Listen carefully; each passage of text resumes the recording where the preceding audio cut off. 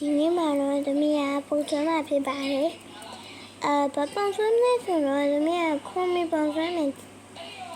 ခုံမီပုံစံပါမှာပဲပါနေပြီစကားတော့မပြီးတော့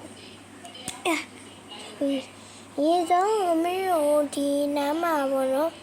ဒီမလို့ခုံမီဟိုစားပြီးတော့ဒီနားမှာခုံမီရဲ့ဂျိုလေးထင်မယ်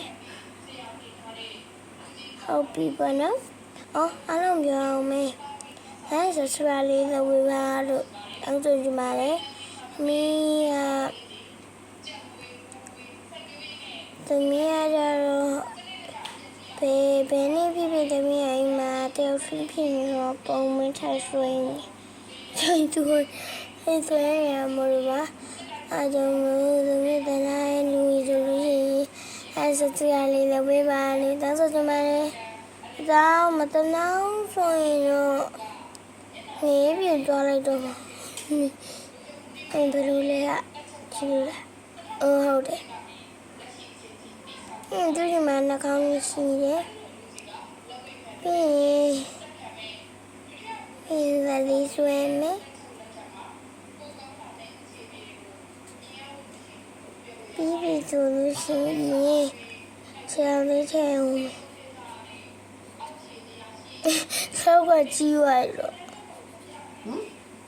ဆောက်ကကြီးဝါဒီနားမှာလုပ်ပြီးသူဖနာနေချင်ပြီးလိုက်မယ်ခြေသစ်ကဲစရာတော့အဲ့လိုတွေ့တော့မလားနောက်ဆုံးတော့ခုံမီလေးကပြီးတော့ပဲပေါ့နော်သူရဝါတာမေဟမ်တီတော့အဆောင်ဒီနာမှာဟုတ်နော်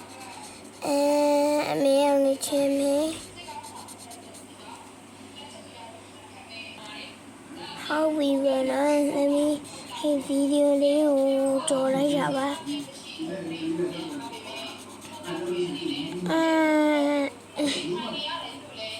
အမေကကုံတော့လိုမျိုးပဲနော်ဒါပေမဲ့ကိစ္စမရှိပါဘူး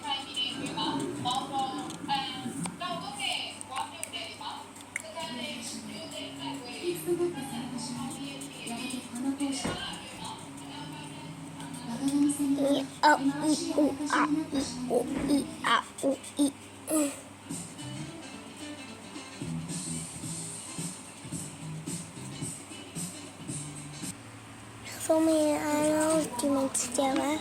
မိခုရတော့ပြပါပါပြီ